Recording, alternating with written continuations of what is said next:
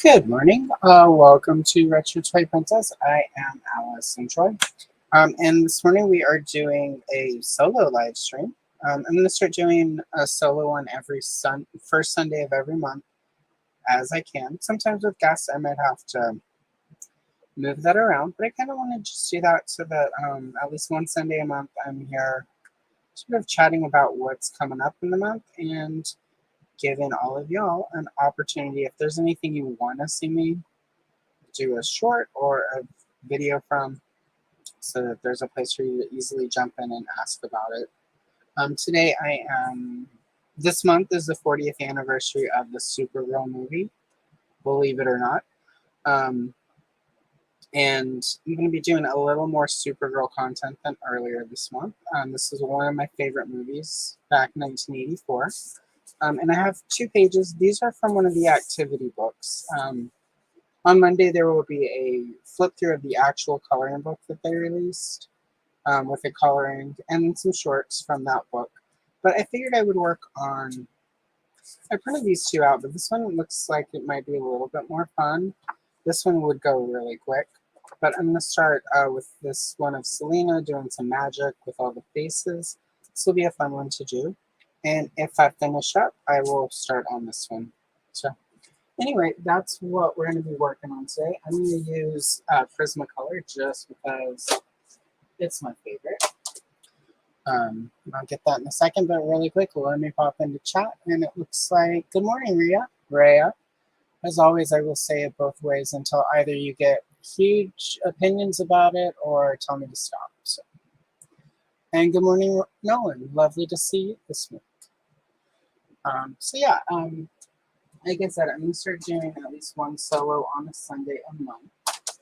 Since the Friday ones I do tend to be focused on trying to finish that 1984 Masters of the Universe book or working on the Star Wars book that I have, I figured I'm going to do one a month where it's just me babbling incoherently-ish. And then working on usually a page from whatever my flip through of the month would be. So I'm going to start. This is obviously Selena from the Supergirl movie, Fate Dunaway, and then Supergirl and the faces of various characters from the movie. Part of why I liked this is I can kind of just have fun with it. I am going to start with Eggshell for some of the skin tones, just so that I can remember where the faces are in this before I start sort of going to town with all of the colors and the effects and stuff. So I'm going to try to do this one really, it's magic, so I want to do something fun with it and just have different colors for this swirly magic smoke and stuff. But I also do want the human faces and Selena herself to stand out, so I'm just going to start by putting down eggshells for the flesh tone, so that we've got, so that at least for that, I have my basic colors, and then I can work it out to do more fun stuff with it. Supergirl right there. And I assume this is supposed to be, I don't know, not everyone has seen the movie, and it's not on HBO Max. I actually looked it up. It's on a different service, so I have not rewatched it, but in anticipation for content this month, I did find my Supergirl novelization from the 80s. We used to get these a lot back in the 80s before VHS was a thing. So I'm going to read the story, about 10 pages in. So. And I've got the comic book adaptation, and I've got the Supergirl storybook. So I've got it covered, even if I end up not being able to easily rewatch the movie. I've got it on DVD. It's just a lot of my DVD are in storage. This time next year, when we're in our house, that won't be an issue. I'll be able to break out all the DVDs and have everything displayed. But until while we are still in that early stage of everything, stuff is still in storage. So, And I don't know if this is supposed to be Linda Lee, which is Supergirl's secret identity, or if that's supposed to be Lucy Lane or what. Again, I'm just going to operate on the fact that it's Linda Lee, Supergirl, aka Helen Slater. Could be wrong, but it's all right. It's the fun thing about art is it doesn't have to be right all the time. So here we go. Next Sunday, I will be here with Chris from Shiny Plastic People, and we will be also coloring Supergirl, but it'll be Supergirl comic books art, so it'll be a little different. Can't do too much Supergirl movie stuff. It was not a very popular movie, actually, so it did really well on video, though, later, so go figure. It's, I think, one of the first movies that sort of did poorly at the box office and then had a big resurgence on video later. I think I remember it being one of the first movies that we bought on VHS. Because often back then, movies weren't priced for sell-through; they were rental priced, and they'd be $60 to $80. It was when I worked at Blockbuster. My biggest surprise was seeing that even Blockbuster, with all their discounts, was paying $60 to $80 for a copy of VHS. And so, all right, for Selena, Faye Dunaway in it has red hair. I'm just going to use Tuscan Red, which is much more of a brick red color. I'm not going to color this in a realistic form though, so I'm just going to go in and give it basically where I think the hair should be. Put a little bit down, again, just to sort of guide me, so when I start doing the more fantastical elements, the basics of her are there.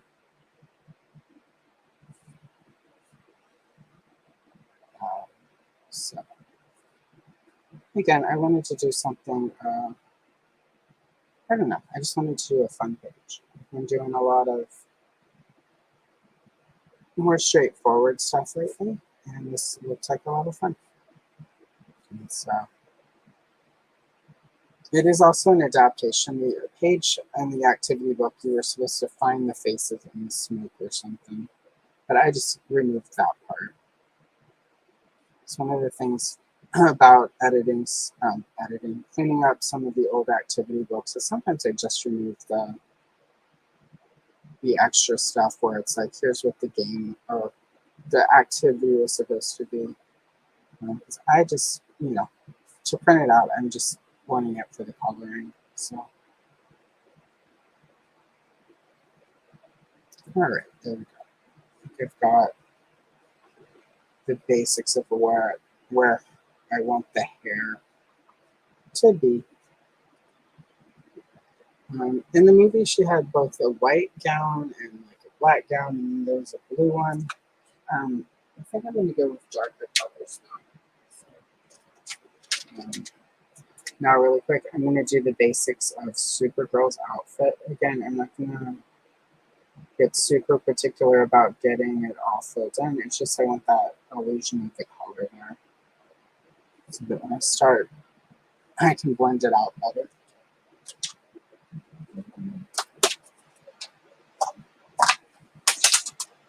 And of course, go ahead and get those Supergirl red boots and your skirt. Good morning, Thanos. Lovely to see you today. I hope you are having a good weekend, day, week.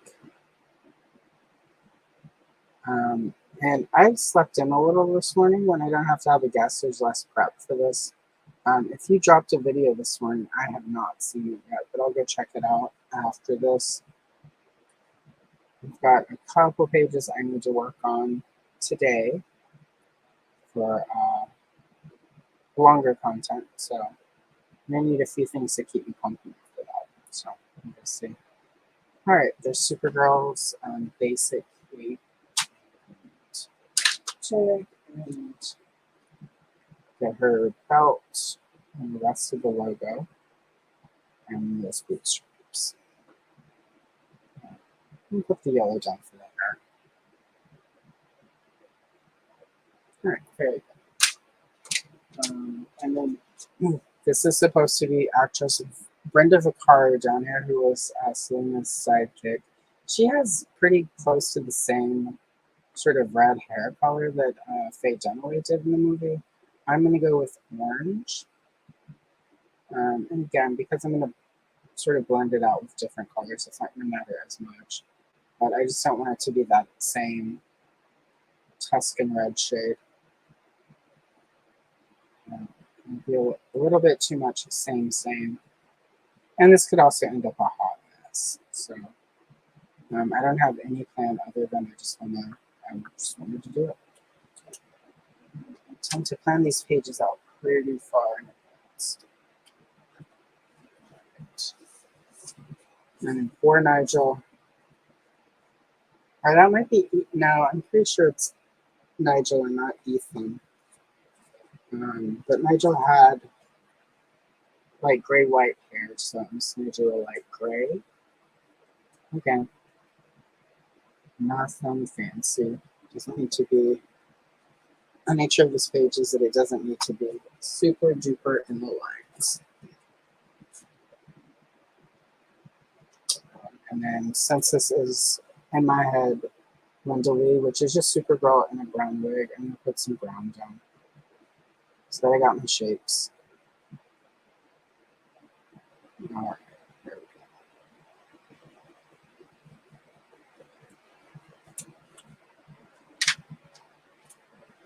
All right. Okay. Well, good. I don't feel like I missed it. Because normally I get up, I have my coffee, I have oatmeal, I get ready for my stream. I intend to watch your videos, so I was feeling slightly off this morning, so I'm glad that it wasn't just me being late and missing it. It's just not there today. So I'm going to go in with this darker gray for Nigel's hair and just darken it around the face. Normally I would try to make strands or whatever, not here. This is just, it's some sort of magical smoke energy, so I'm just wanting to put the color down. And I'm going to make, since his hair is gray, I'm going to make some of the smoke shapes that are coming out of him. I'm going to use this darker gray for those. But I don't need to use a lot of the gray for this page because that would be kind of boring.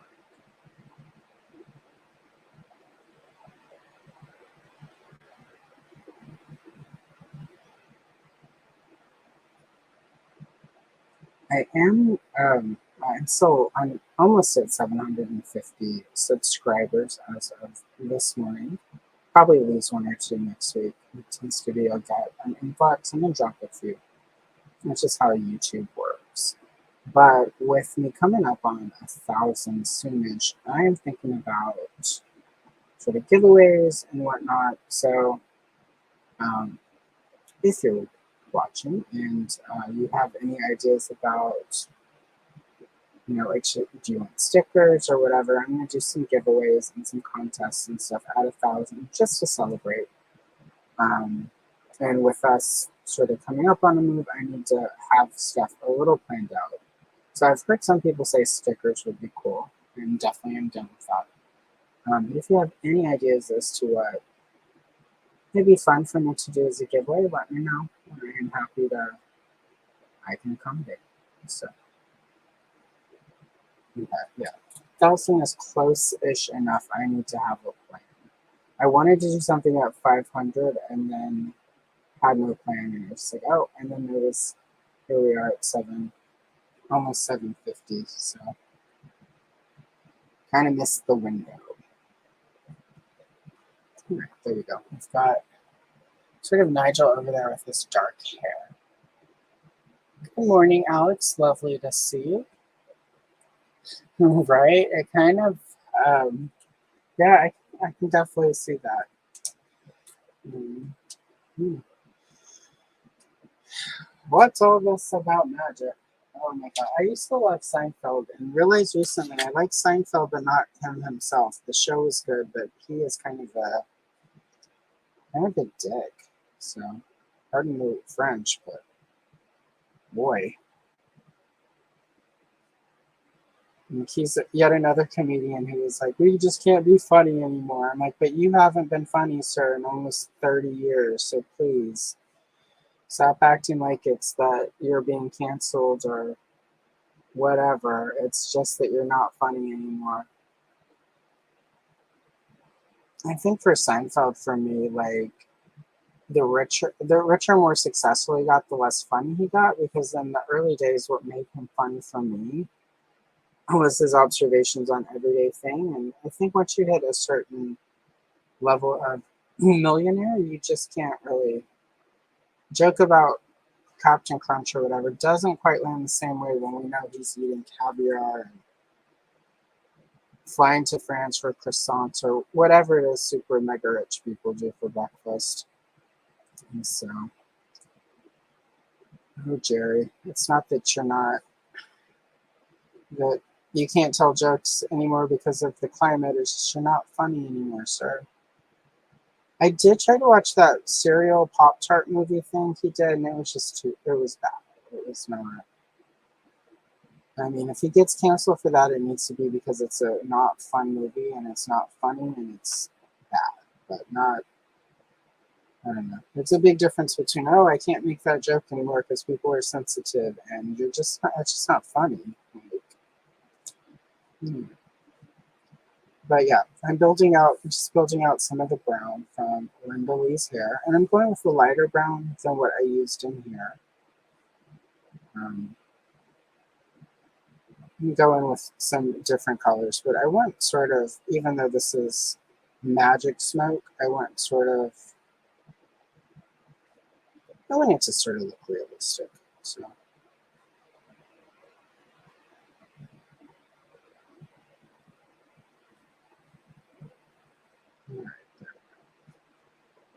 right, wait, I'll do a little bit more right here.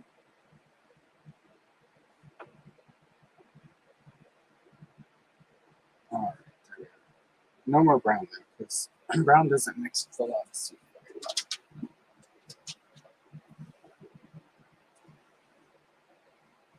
Hello, Jamie. Welcome. Lovely to see you on a live. Um, if I'm gonna, a lot of my regulars may not know Jamie. Jamie has a great channel. He does a lot of coloring content as well. So go check him out. Let's get him a few more subs and some views. He does fun stuff. Thanks for popping in, Jamie. Good morning, Aaron. Lovely to see you. Duchess, it's glorious as always. Um, if you have dropped anything since Friday, I have not seen it yet, but it is on the list. So I think I haven't seen it yet. I have to double check.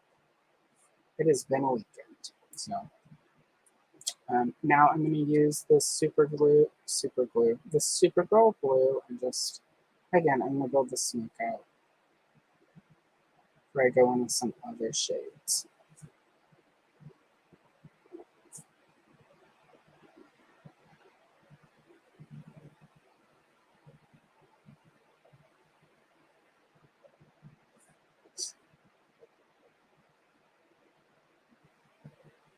And like, if I finish this, I will do the Supergirl page that I have, but I don't know. I just want to do this one first. It was fun.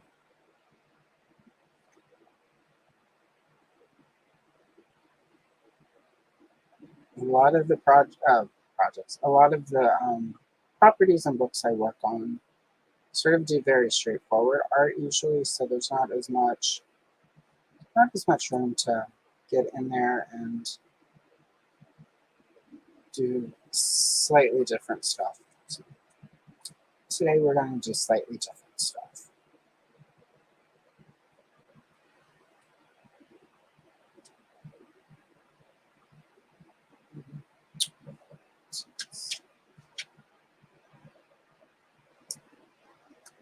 I should probably build up the image more, but I don't want to do that bright image. So I'm going to go in with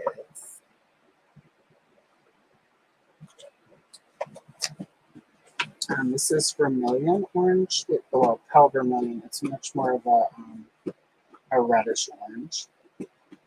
So I'm going to start by actually looping some of that into the hair.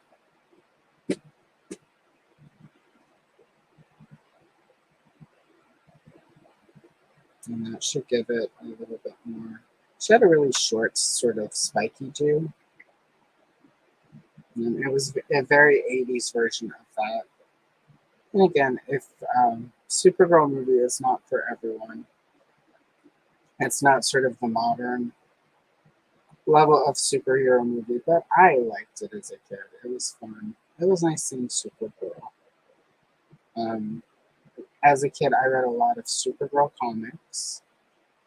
And so much so that, my dad worked at 7-Eleven. I've told this before, so I apologize if it's a repeat story for some. My dad worked his way through college at 7-Eleven.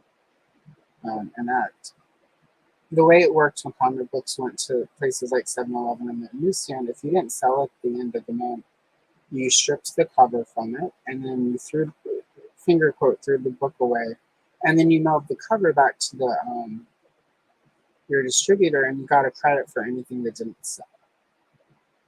And because of sort of the area we lived in, it was a military base. Stuff like Supergirl, Wonder Woman didn't really sell.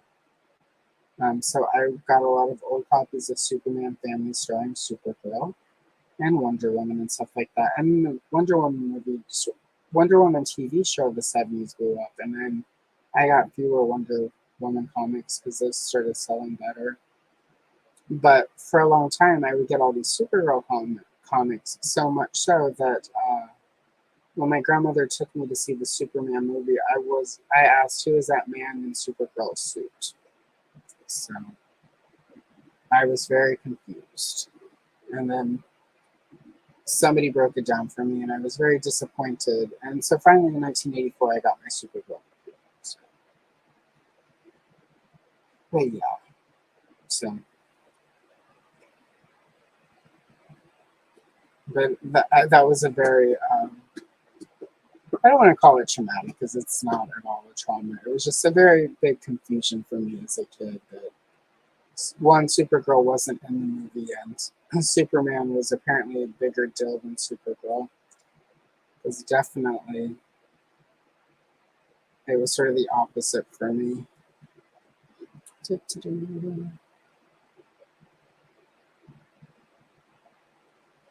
Good morning, Dave. Lovely to see you. I hope you're having a good day. And just like I did sort of with these other colors, I'm going to build this orange out a little bit.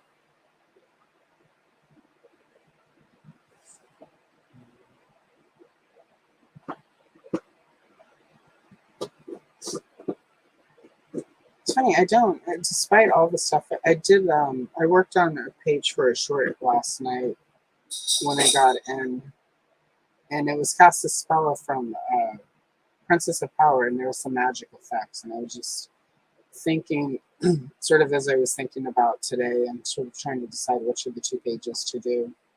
Despite all of the properties I sort of worked on for the channel, I don't actually get to do a lot of stuff that's finger quote magic. I do a lot of space because of Star Wars.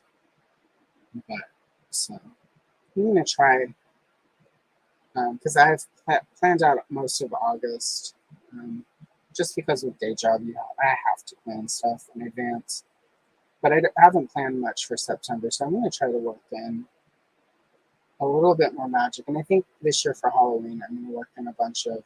I've got a Hocus Pocus coloring book I bought a few years ago that I haven't even touched. So I might do some Hocus Pocus stuff. So, which would be fun. That was the movie I liked quite a bit. I haven't seen the new one though, ironically. I should probably check out the new Hocus Pocus. It's probably not great, but I don't think half of these movies that they keep bringing back sequels for are great. I think it's just the nostalgia of it is fun. And people going in expecting all of the stuff to be great, you're going to be disappointed. Go in to enjoy seeing the characters and actors and story you love again. So, right, now I'm going to use the orange for Brenda Vicaria's. I forget her character's name, but whatever Brenda Vicaria's character's name is in the movie. I'm going to bring in some of the orange to the face and the smoke.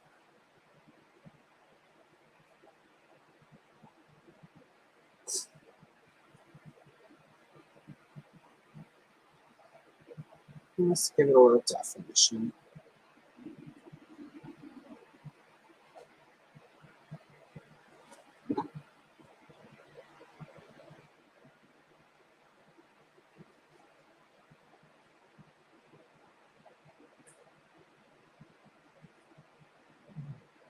It's pretty good.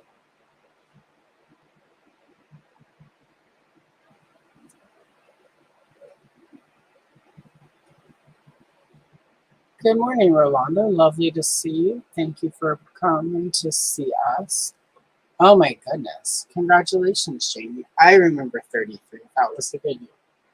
I think I remember it. Oh, my 30s. They were so much fun. Enjoy that, Jamie. Do you have big plans, Jamie? What are you gonna do for your birthday? Spill the beans.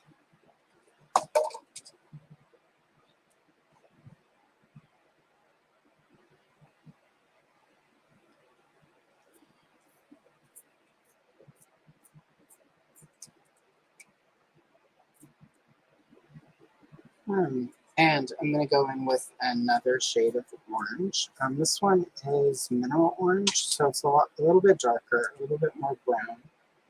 But I'm just going to use that a little bit more to sort of add a little bit more to Brenda Vaccaro. I should look that up. I don't know, it's kind of fun to call her Brenda Vaccaro each time. She's one of those actresses that was in a lot of stuff in the 80s, but I don't really often, like, I think she was on the Love Boat a lot. But it seemed like anytime a movie wanted to do, like, an all-star cast, and it was like, how is this an all-star cast? She was often in it. I assume, like, in the 60s or 70s, she was probably a bigger actress, and when she was no longer quite young enough to get the role she once did, she started doing all these movies in the 80s. I'll end up looking at one of the videos I would like to do this month, if time permits. Does have a little bit of history about the character of Selena, so I'll probably, through researching that, probably end up deep diving on Brenda Vaccaro. So it'll be interesting. I'm trying to think what else she was in that I watched. Just a lot of those type of movies I didn't watch as a kid.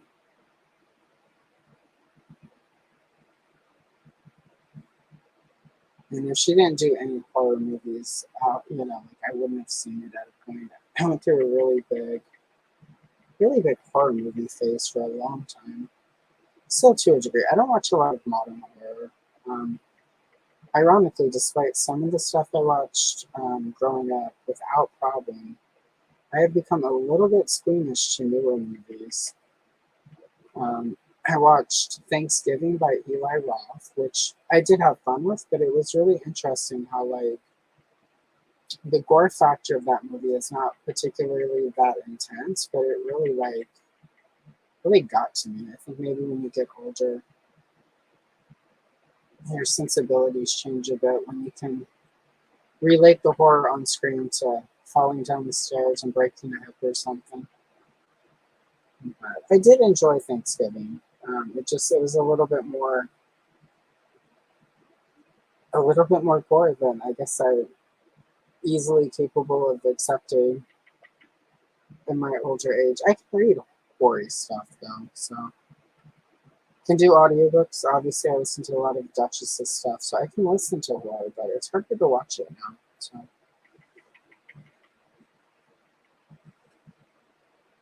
even if it, even when it's good effects, like CGI stuff doesn't bother me because it does look pretty fake usually.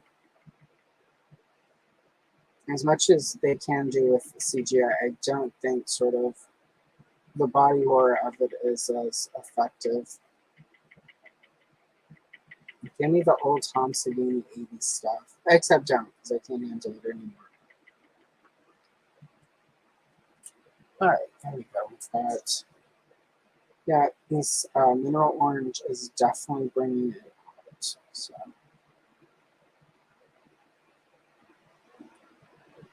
pretty happy with that. I'm going to use this up in here with Selena's hair also, because it is, I'm really liking how it is working with these other oranges. Alright, let's check really quickly. Aw, that sounds really fun. Well, I expect when you do the video afterwards that we hear a little bit of, don't overshare, because the internet, you don't ever want to overshare. But yeah, Nolan, that's how I felt on my last birthday.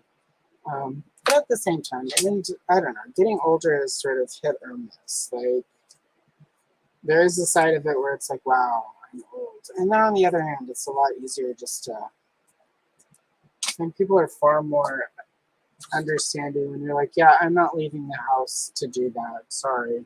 The older you get. And so that also happened though during lockdown when we just couldn't leave the house. I got really good about, like, if I just don't feel it, people will invite me to stuff. I'm like, that sounds like fun. I would love to go. I'm not coming. I'm not going to be up to that. And it's been a lot easier to do that the older I get and post the lockdown, where it was just like when we couldn't leave, it was like I did realize it was a lot of fun a lot of fun. It's not quite the right word, but it was really nice. It felt liberating to suddenly just be able to say no to things without having to feel like, yeah. So I don't know. I've been trying to carry that forward with events. If I just not feeling it, um, and ironically, I've gone to a lot more stuff. Lately, just because if somebody asks me to do something, I really do want to do it. It's a lot easier to say, yeah, when I don't have the calendar full with stuff I don't want to do. So it's part of getting older, I think. Your body hurts, you're slower, you can't do as much, but you know yourself better and you're just a lot less worried about upsetting people. Whatever silly stuff. I did have a friend who used to always get really mad. Like if she wanted you to do something, you just weren't up to it. You didn't feel good. And it's just like everyone's life is really busy, and I've honestly never really lived a life where you can just sort of for hanging out in real life, email me on like Friday and be like, hey, I'm having this big thing on Saturday night. You should come.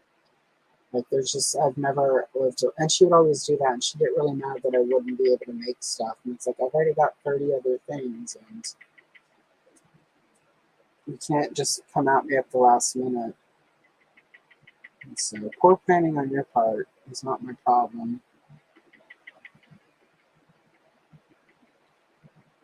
And then she was like, I just won't invite you to things anymore. And she hasn't. And, I'm okay with that.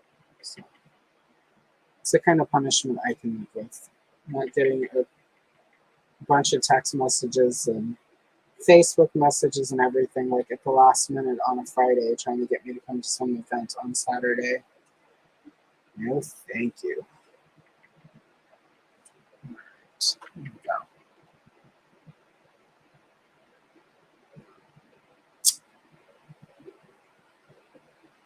Oh, that would be fun. Okay. I think you also dropped a video I haven't got to see yet. I've got a lot to do after stream today.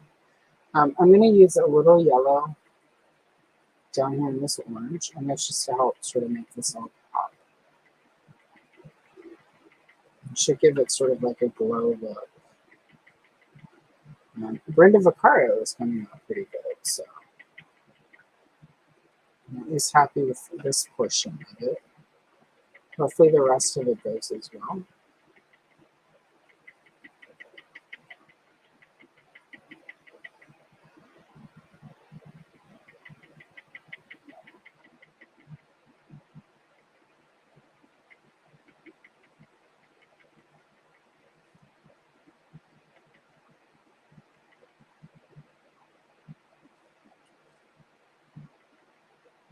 I'm going to do a lot of yellow in the face, but I am going to do just a little bit around the eyes.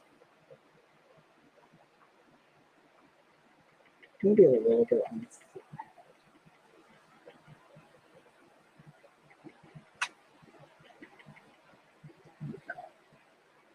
Perfect. That's pretty good. Now if I can just sort of achieve this level of, by the seat of my pants, unplanned success with the rest of the page, this might come out pretty cool.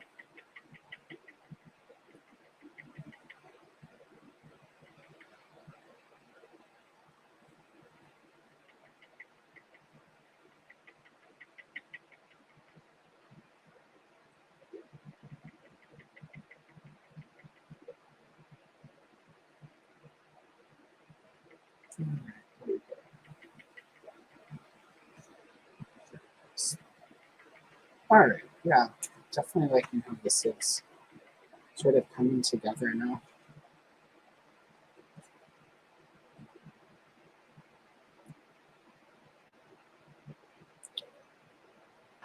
You have a magical day as well. I will definitely see you around the interwebs. Thank you for popping in. I enjoy when channels I watch get to pop in and say hello and chat.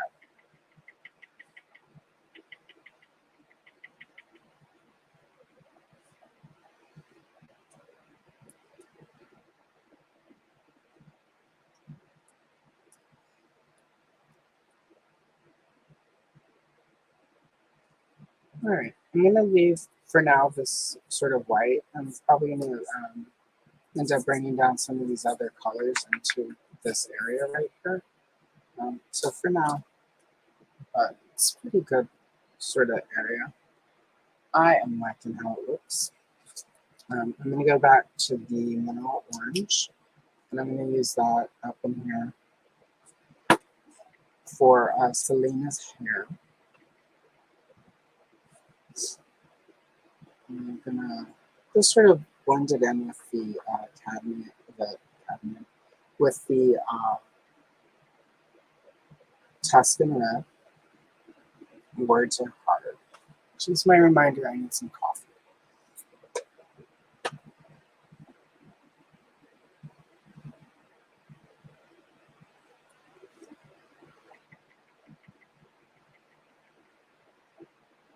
I'm just going to keep sort of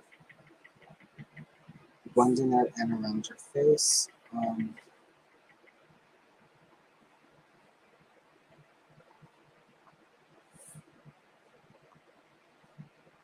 think I'll actually go in and use this sort of orange on her as well, sort of how I did down here. I might end up using this orange sort of to blend everything together, because I think it'll actually work with most of it. Definitely with the brown, I can make it work over here. I'll have to blend with the red. The blue is going to kind of clash, but I just want to blend it directly with the blue.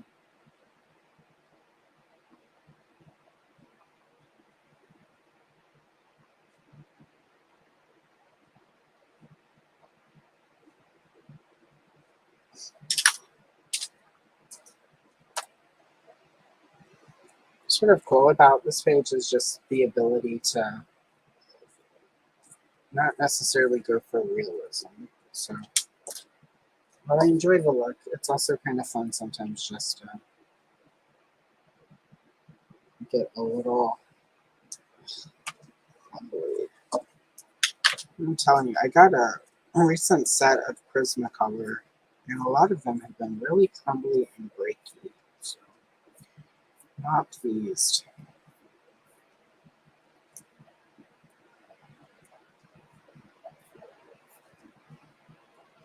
But bad batches happen. So,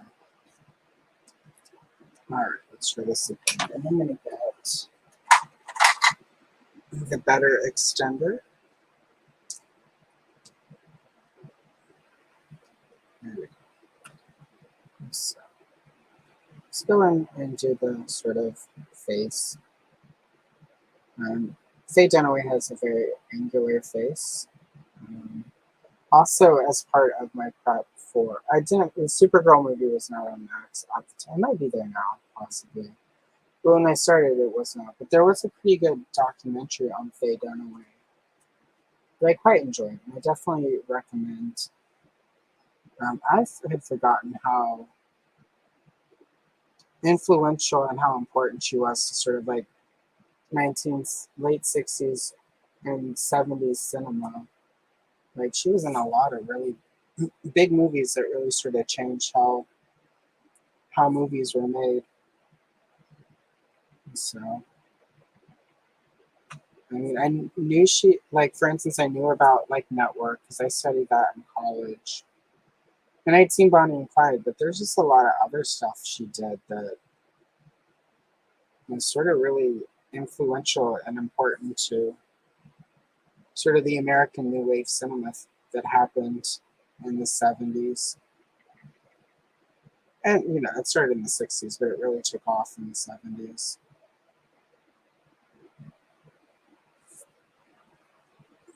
And so I definitely recommend that. And she's also one of those actresses who has sort of that reputation of being finger quote difficult or a bitch. And it sounds like she was just really sort of a perfectionist in ways about her craft. And,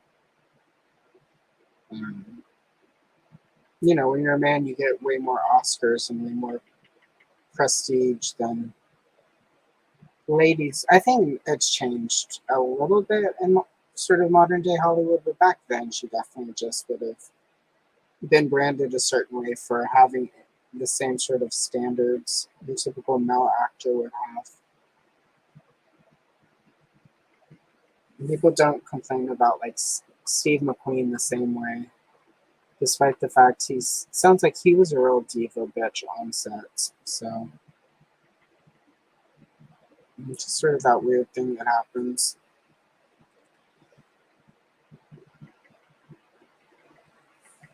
But it was a pretty good documentary, so I definitely recommend it. For some of the Supergirl stuff I'm working, like it'll be so minuscule on what I'm working on, but sometimes it's better to over prepare and over research than to not research enough. Yeah, I think this orange is doing a pretty good job in sort of helping blend stuff together. So I'm gonna add some more actual like red to Selena, but for now I'm just gonna keep working with the orange, sort of fill the space out.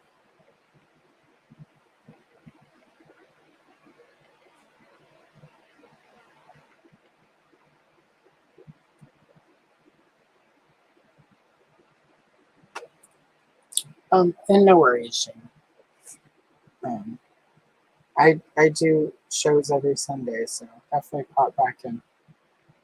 And every other Friday usually. So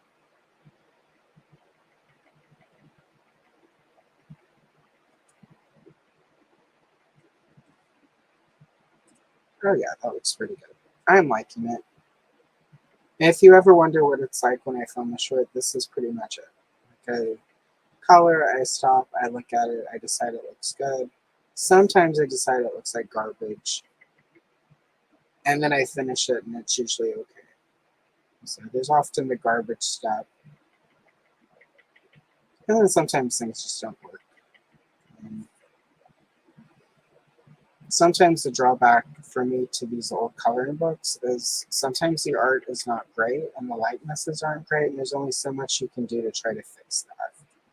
So a lot of the process for me has been learning when to take a few steps back and just realize this is as good as it gets and not stress too much.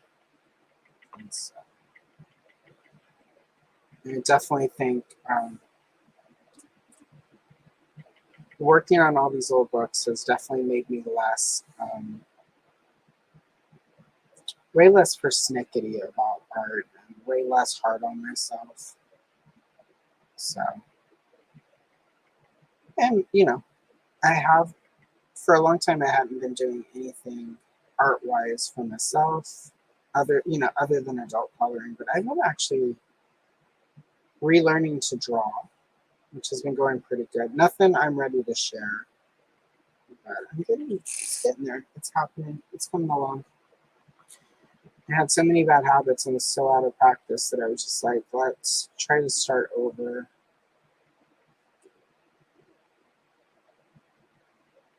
And so it'll be fun once I get to a place where I'm ready to start sharing that. Also, with any luck, I'll be able to start making my own coloring pages. So that'll help for all the characters that aren't sort of available that I would like to work on. And then it would just be fun, and rewarding to have art that isn't old coloring books. So, all right, I think, oh, no, I'm going to put just a little bit more of this orange down in here for the hair.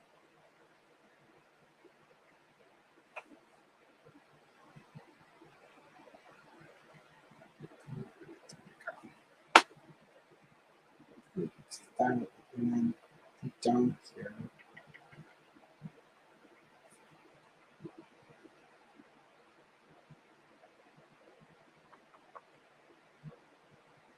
Oh, there we go. That.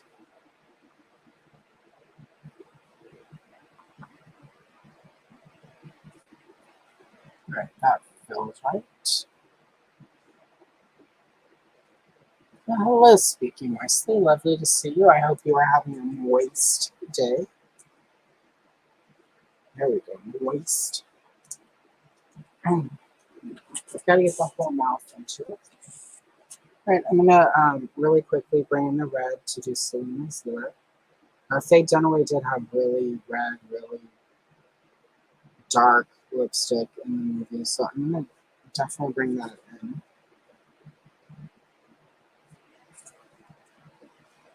So there we go. All right, I'm gonna use a little bit more of the red. I'm gonna go over here for Supergirl's cape.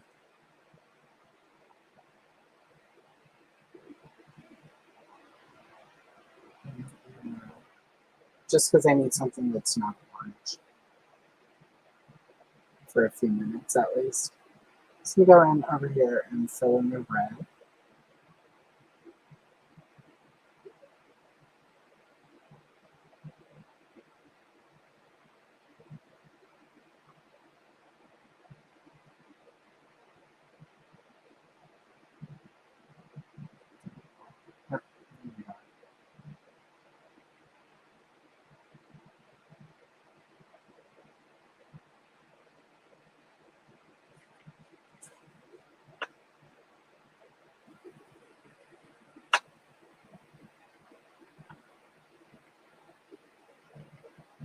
I'm putting the red really lightly right in there. This, which is supposed to be the cape, I'm going to darken that.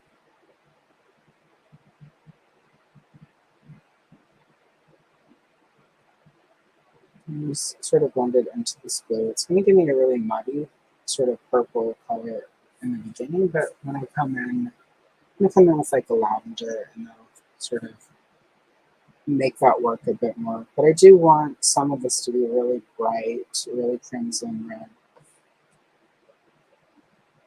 so that there's some good pop to it.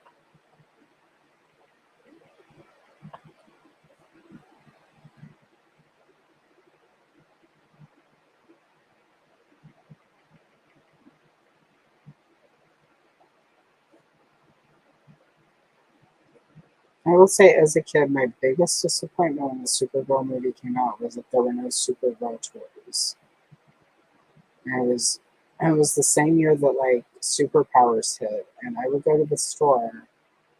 Well, I was still looking for Wonder Woman. It took a while to find the Wonder Woman figure, but every time I would get a new Superpowers, or my brother would get a new one, I would look at the back of the packaging to see if there was Supergirl stuff yet. And I will say, I think one of Kenner's bigger misses on that Superpowers storyline is not including the Supergirl. Or not even just a separate Supergirl toy line. I think the movie would have also done a lot better if that had happened. So I gotta say, at that point in the 80s, if you didn't have a toy line, you were probably not going to do as well with the kids because it was all about that ability to go out afterwards and sort of play the movie. It's like the Beastmaster is one of my favorite movies, and I still to this day think that if there had been Beastmaster action figures, that movie would have hit a lot harder than it did. That's one. Side note, that's a movie I wish that Mattel would bring into Masters of the Universe Origin scale. Like, give us a Beastmaster. It's sad that between Charlie's Angels, Sheena, Queen of the Jungle, and Beastmaster, I've never gotten a Tanya Roberts figure. Like, where's my Charlie's Angels action figure line, peeps? Like, with all the articulation, like a solid 6-inch Charlie's Angels line with all the angels would be pretty boss. I would buy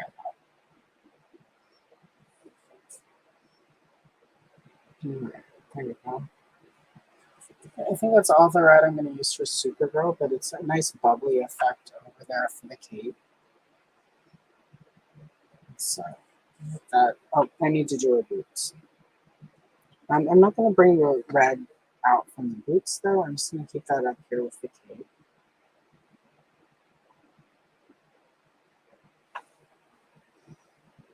Put a little bit of this red and some of the sort of loops and corners, sort of these corner places of Selena's hair, though. Because she did have very sort of reddish orange hair in the movie, the way they styled it. So I'm going to bring that in here. And again, that just helps make it stand out from the other orange. And it's red. It makes her a little bit more menacing. It almost gives it like a fire look.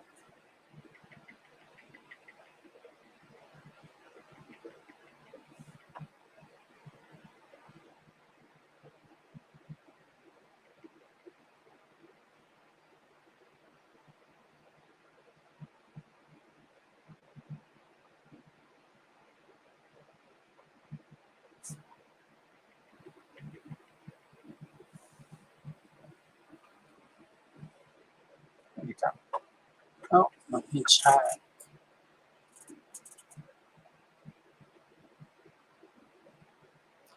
Yeah, exactly. Well, I'm a ginger as well, speaking mostly. It's accurate. Like, there are so few of us, we have to overrepresent. Well, you know.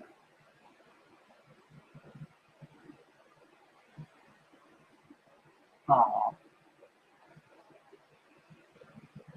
Yeah, great. It's interesting. Red hair and gray eyes are, I mean, not that red hair is super common and gray eyes are not, but I've met a lot of, at least two of the dudes I've dated with red hair had gray eyes. So I think it's a common um, genetic trait among the gingers. Are you also tall? Because both of the dudes I knew with ginger hair and gray eyes that I dated were super tall.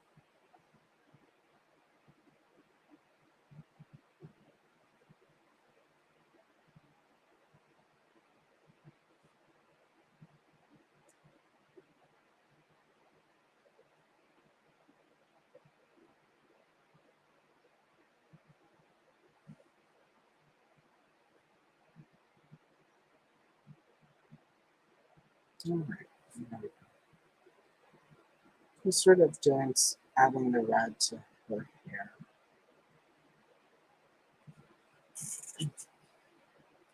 Ugh, whatever StreamYard did, it's worse. I keep sending them trouble tickets because every time they do an update, it goes in and takes over the autofocus on because I don't do autofocus at all on my phone. And for whatever reason, whenever I use my phone for one of these live streams, it turns off all of my phone settings and just takes over. And the last update they did, they said they fixed it, and it's actually worse now. So I apologize. I've been looking at camera, like nice cameras for this portion of it so that I can just not have to use a phone. But haven't found anything in my price range that I think will work. And so I'm just going to keep working on that. Putting a little back here and there to justify it.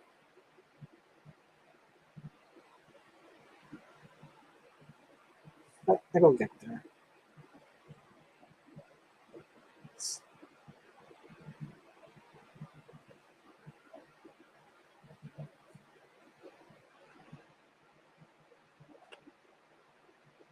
Just adding more red to the orange that's for Selena's hair.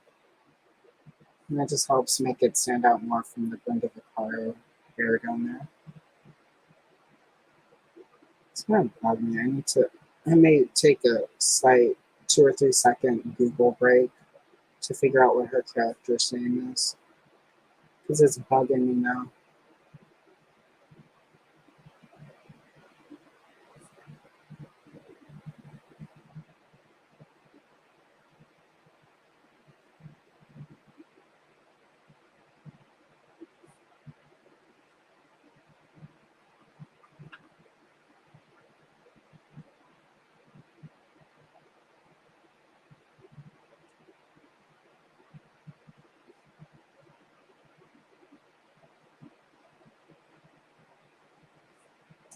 Yeah. Bianca. Her name was Bianca in the movie. There we go. It just came to me. Oh wait, this is long. Well, 5'11" is still pretty tall. In modern day, anyway. I mean, most people probably mistake you for 6'1".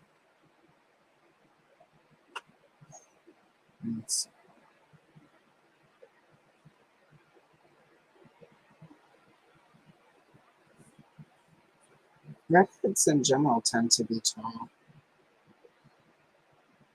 My friend in college, Amanda, she was 6'2". It was the first time I met a woman that tall. I was very impressed. And she wore combat boots, and she listened to punk rock music, and in a part of Louisiana we were in that was not particularly was not what a proper lady did. So she made quite the impression on me.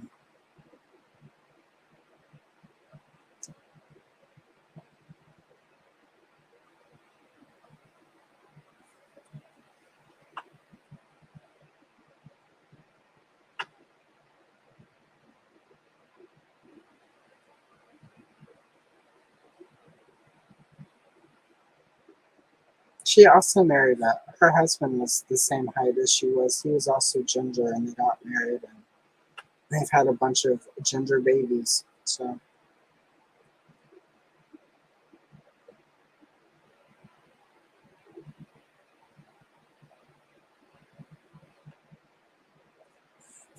Keeping that ginger bloodline alive.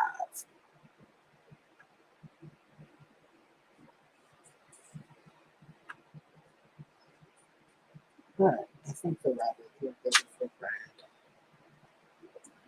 Let me go back to the mineral orange, and I'm gonna bring some of the orange up into Linda Lee's hair. And sort of help blend it into the magic smoke.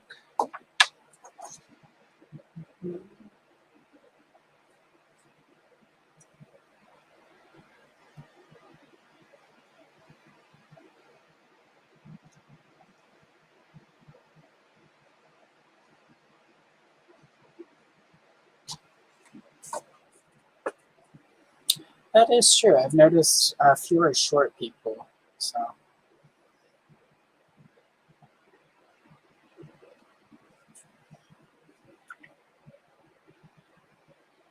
nice. I have a friend, and it's like he's 5'6", and his girlfriend was like 5'8", I guess. She's a little bit shorter than I am. I'm 5'9", and their child is like 6 foot. And he just turned like 13. He's like 6 feet tall, and nobody in their family is tall. It's just good lord, this thing is soft. It just keeps breaking. But yeah, he's like 6. Their kid is like 6 foot, and her first child with her previous husband was also like 6'2", and I mean her first husband was like 6'1", so that one wasn't as shocking. But like nobody in either of their families is tall, and yet she still had this tall child. And he's like 13, so hopefully he stopped growing, because otherwise he's gonna be ginormous.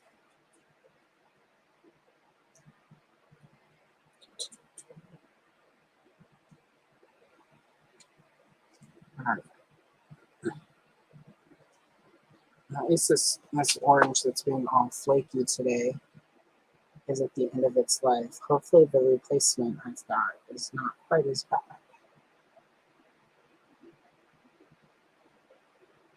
I just know as a kid in the 80s there were not a lot of gingers in general in my area.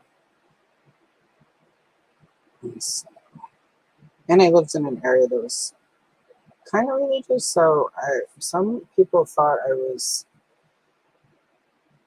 a witch or of the devil or whatnot because gingers. So gotta love a little superstition.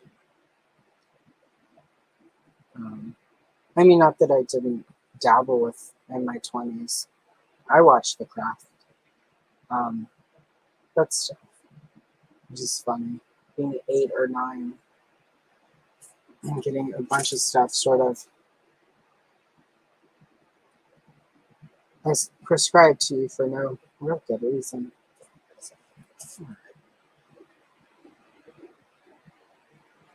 And the orange is sort of toning down the brown of the hair, but it's in a way I like, so this works.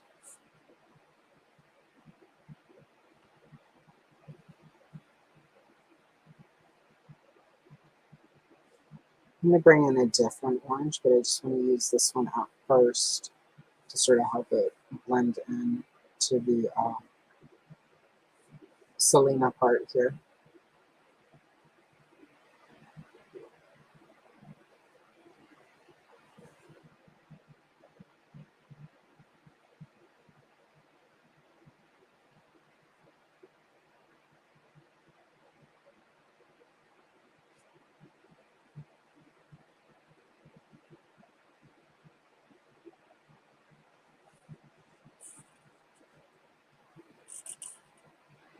Oh yeah, that looks pretty good.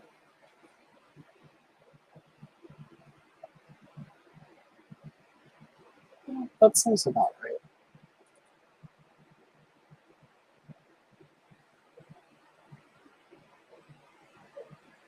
It probably also varies for region.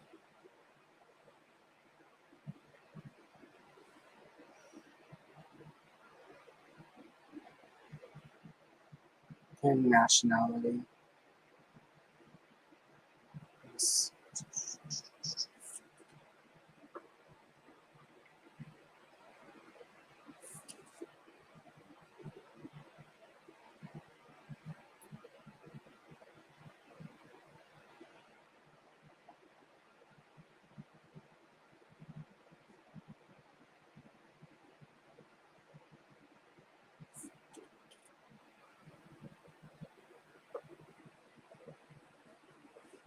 This is the place where not necessarily having a plan for this is making me a little nervous because I'm now trying to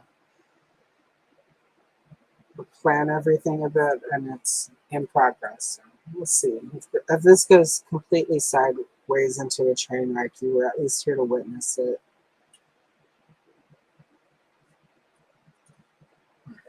But the the, I'm going to call it cadmium, but it's a mineral orange. I'm now going to use pumpkin orange. I'm going to use that on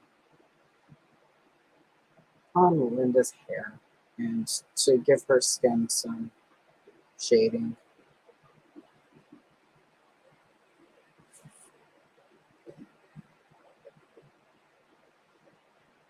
And give her a little pumpkin spice.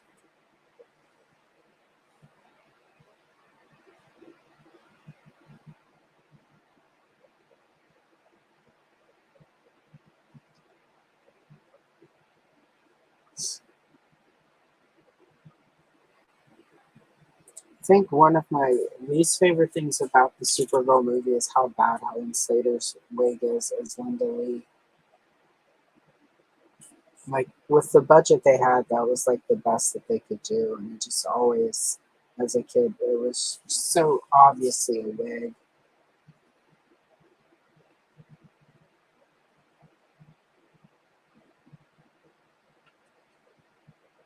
And sometimes wonder if it was on purpose, and that was kind of sort of the camp of it, that it was supposed to be a bad wig, but it just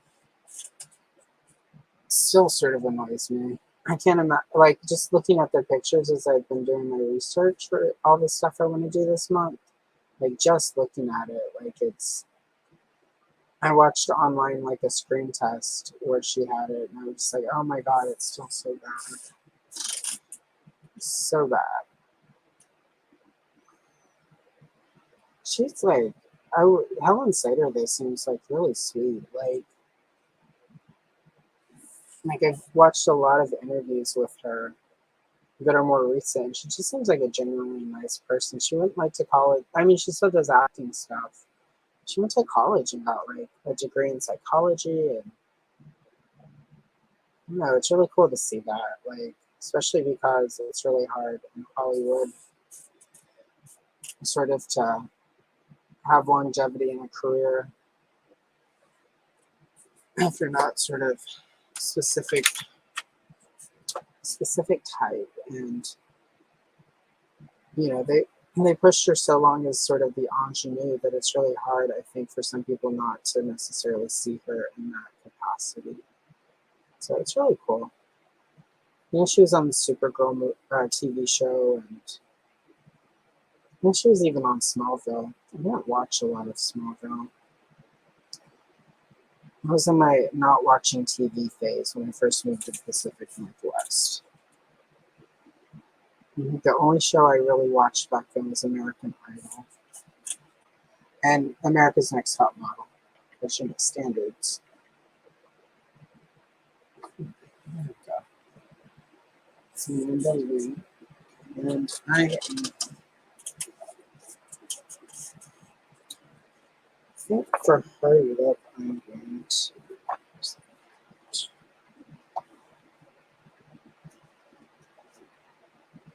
This is called Rosy Beige, and it's like just what it says. It's like a pinkish beige color. I'm gonna use that for Linda Lee's look. Put a little bit around the eye too.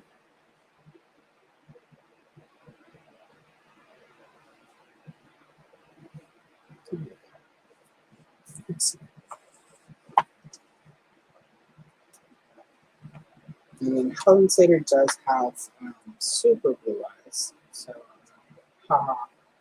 And even into that pun. I'm going to go with ultramarine. Let's put a little bit down. And then I'll add a brighter blue.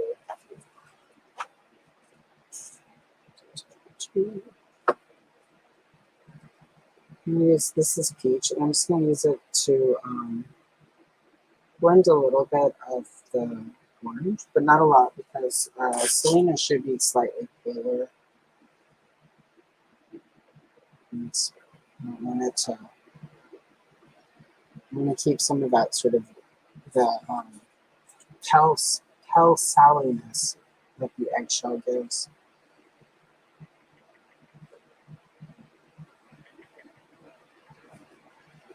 I forget what color Faye Dunaway's eyes are. I googled that really quick.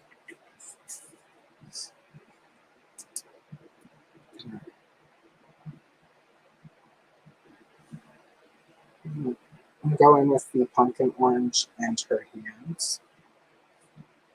Just give them a little definition in there.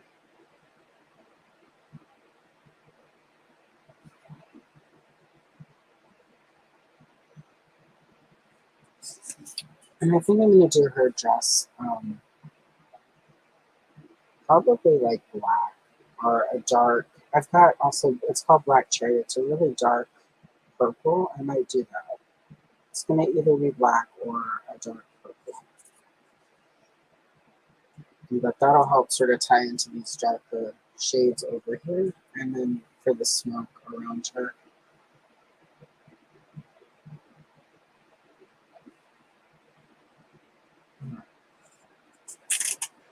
Now I'm just going to go back with this pumpkin orange and start blending in and filling out some of this white space.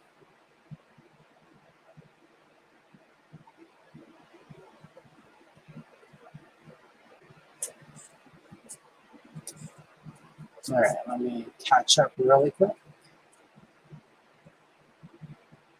I looked at, okay, so that one. Yeah, I've thought about the Dutch. There are, I mean, it's probably gross and based on xenophobia, but I remember at one point reading that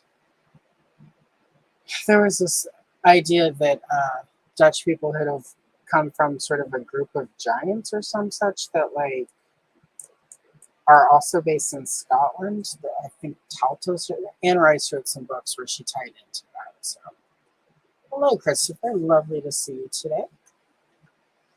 I mean, most of that tends to be based like in xenophobia and racism and stuff. So, but it's also sort of interesting because if you know what to look for when you're looking at that stuff, you can see sort of how cultures develop and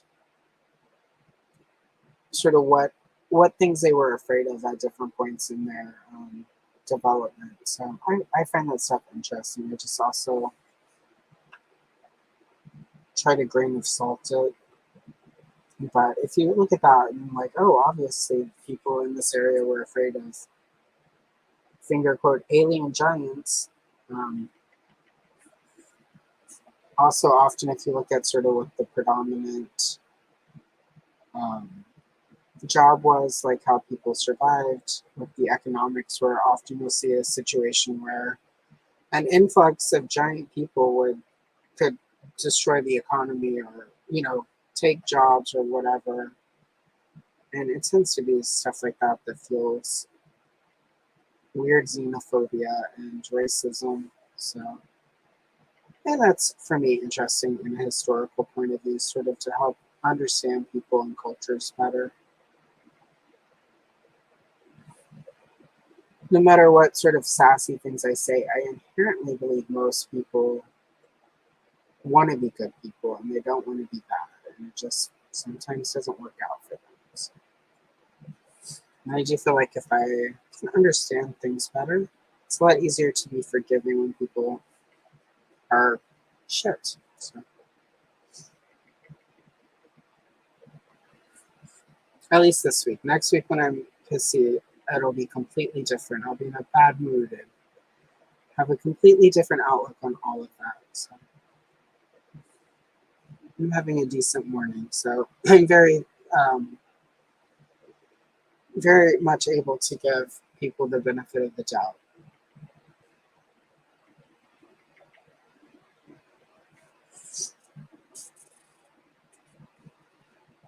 All right, it's looking really nice. So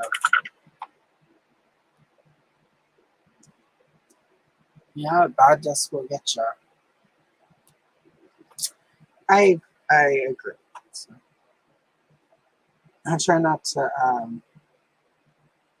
chat politics, but I do. I have some of my best friends and family members are Republicans, so I don't. I used to be a Republican myself once upon a time in my 20s. So I think most people are inherently good. This stuff gets in the way. So and that's about as political as I'm going to talk. Here, I mean, if you're on my Instagram, it's not the channel, and sometimes politics might happen. But that's why there are two options over there. There's the channel Instagram and then the personal one. And if you don't like people making fun of Moby and the occasional political thing, follow the channel one. That's always just going to be channel news. So, or stuff related to the channel or whatever. So,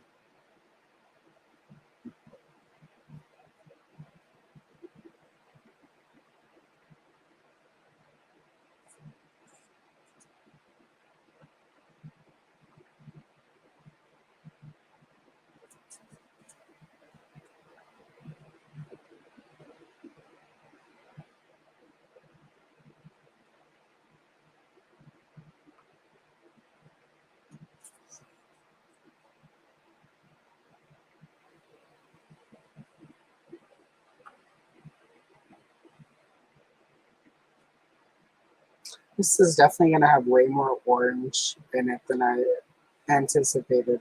So, not complaining, it's just funny. I'm looking at like, wow, this is a lot of orange.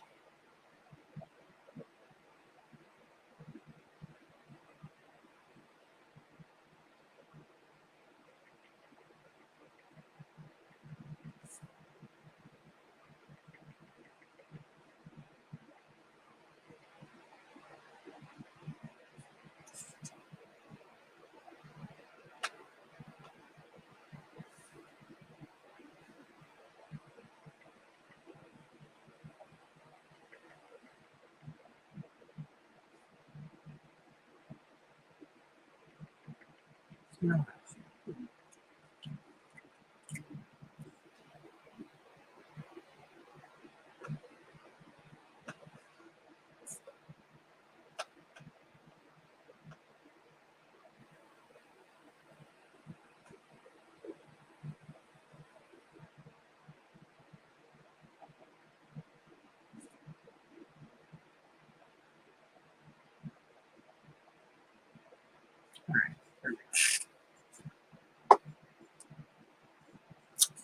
exactly.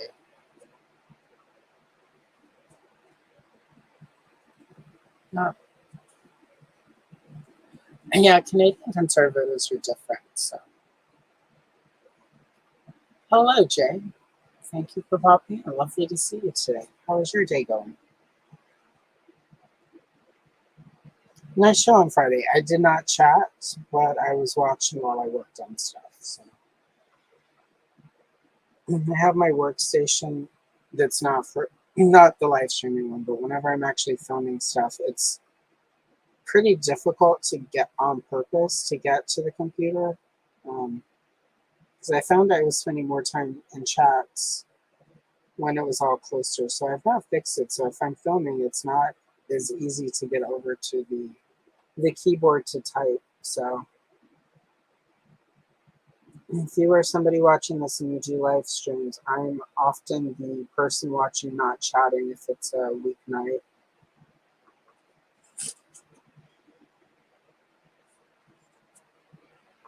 Trying to balance all the things of content creation, it's a thing. So if I'm editing, I'm in chat because I should be editing and I hate editing. So don't have any illusions about ever becoming a big time YouTuber, but the only time I wish I made big time YouTuber money is whenever I think about being able to pay somebody to edit my stuff for me. So that is the only time I'm like, I wish I was Mr. Beast level rich. And of course, now with all the stuff coming out about how he treats his employees, I don't.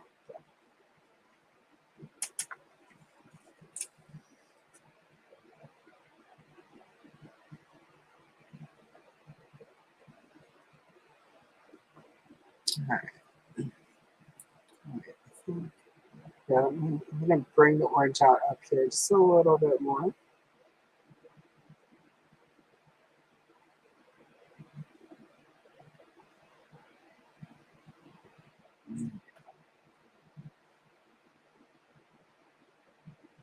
I'm not quite sure what this is gonna end up as here, but I'm just gonna do this really quick.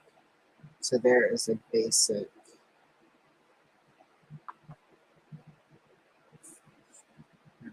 Alright. Now I'm gonna get dark purple color. And it should be pretty radically darker, which is what I'm kind of going for.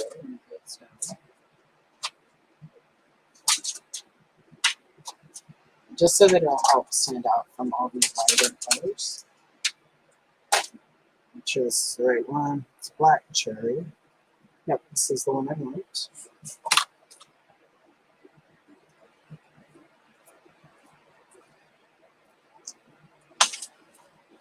And I'm just going to go in and use that like on the collar. So this is going to be sort of the dress.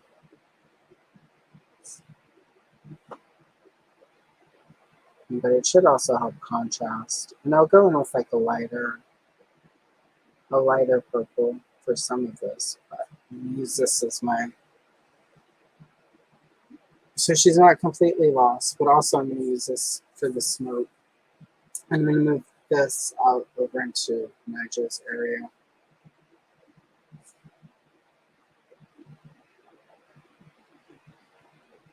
But I'm going to start with just getting where the actual dress is. So that I've got my starting point.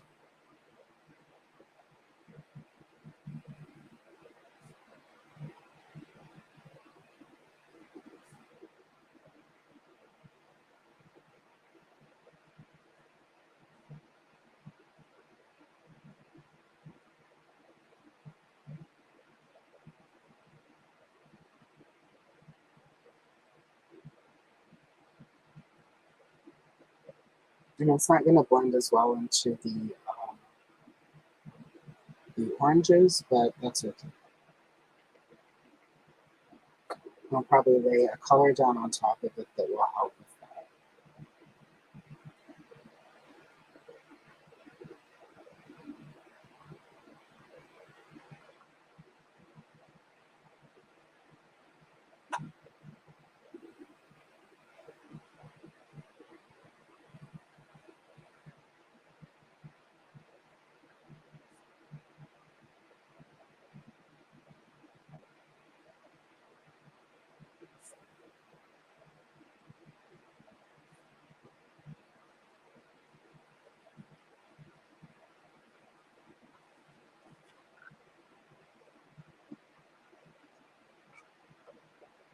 Hello, Todd.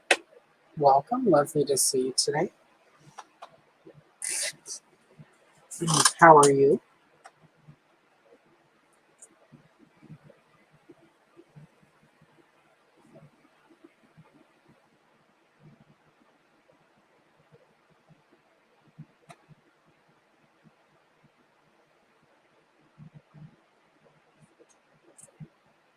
Okay, yeah, this purple is gonna, I think it's gonna look nice with the overall composition.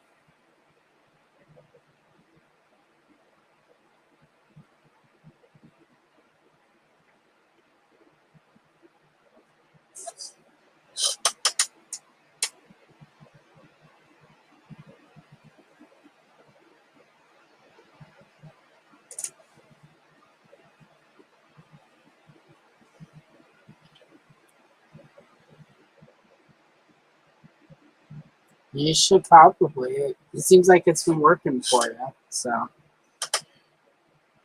when it's funny, you said you had mentioned that, like that you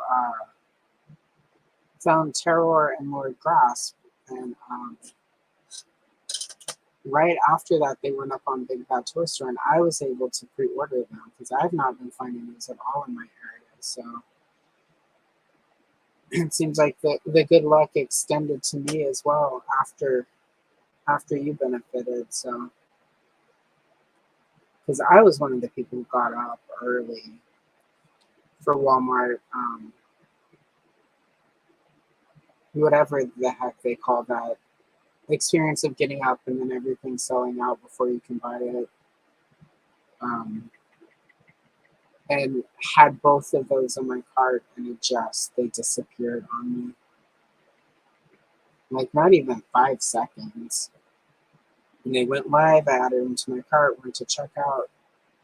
And I've got, at the time, because my Matt, I don't know, we're old, so boyfriend isn't quite right, but I guess I'll say fiance because we are technically engaged. Um, but anyway, he at the time worked for Walmart, so we even had sort of technically an employee account, and even with that, even with his employee, perk account, the bots got us as well. So, but it worked out. I would much rather support, ironically, right? Despite the fact he worked there at the time, I would still rather support Big Bad Toy Store or an online retailer that specializes in toys because it's like Hello Joe. I don't have a Mossman commercial or a code, but I definitely recommend Hello Joe if they've got something you want. I've ordered from them a couple times now, and the customer service was excellent. And just like the commercial says, you get your stuff. I got my I'm across the country from them, and I still got it in like 2 days. And so definitely recommend Hello Joke if they've got something you need. Um, I always prefer to support a small business when I can. But they've got a toy store too. Sometimes they got stuff, and they're the only ones who get it. So Entertainment Earth, I often buy from. They're a little bit bigger at this point. I don't know if they count as a small retailer, but they're a niche retailer. So if they go away, there are a lot of people who are suddenly don't have access to certain things. So I definitely don't want that to happen. Collectors gotta collect. Oh, there's a face over here that I'm just coloring purple. Huh. Oops. Oh well. Too late. Oh wow. She's up in there. Alright, well we'll be able to fix that, I think. Maybe that's supposed to be Lucy then? There's another Supergirl. I'm gonna say it's the evil Selena that was in the original script. And so the purple is. I'm gonna get a stylistic choice. Well, I don't know if it was in the original script. It's what's in the comic adaptation. She creates a evil shadow doppelganger that fights Supergirl. Which I have to assume at some point was in the script.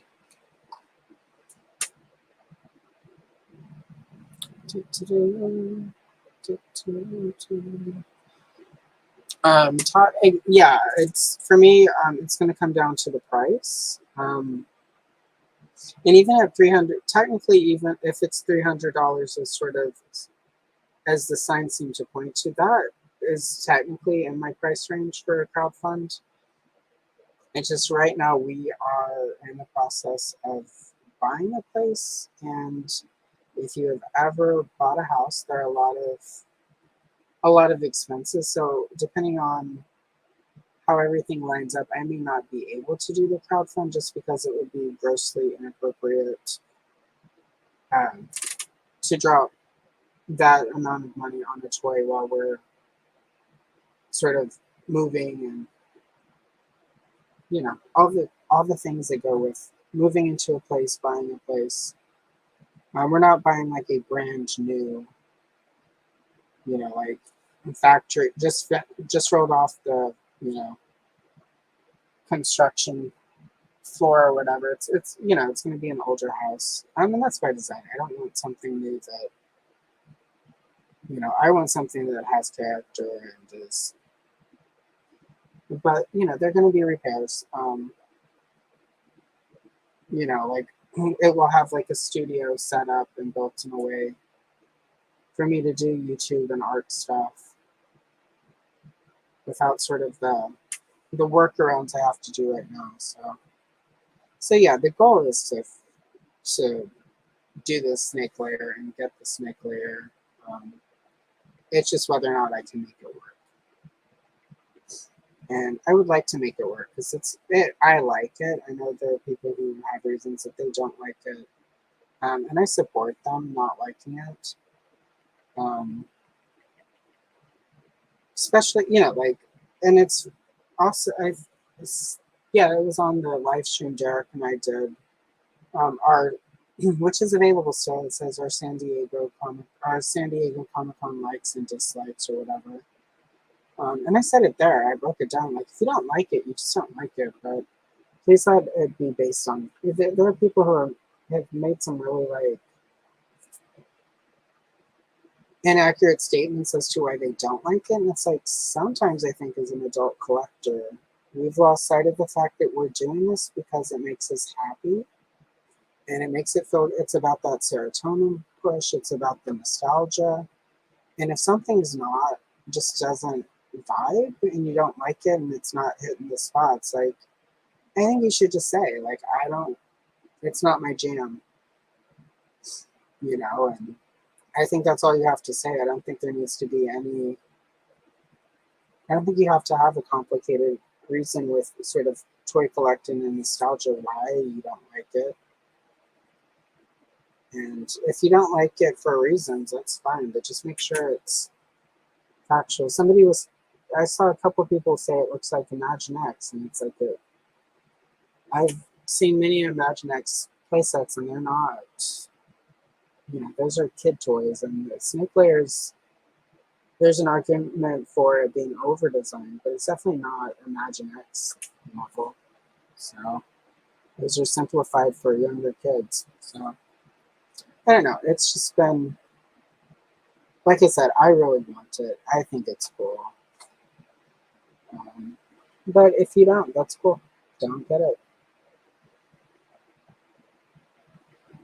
It's been weird watching all the rage bait videos go up about people just hating on it for hours. And it's like, I mean, I guess it gets clicks and views. So I guess I can understand that. So I guess I shouldn't be. It just seems, I don't know. That is the one thing I still don't do well with YouTube is I don't get sort of the rage bait side of it.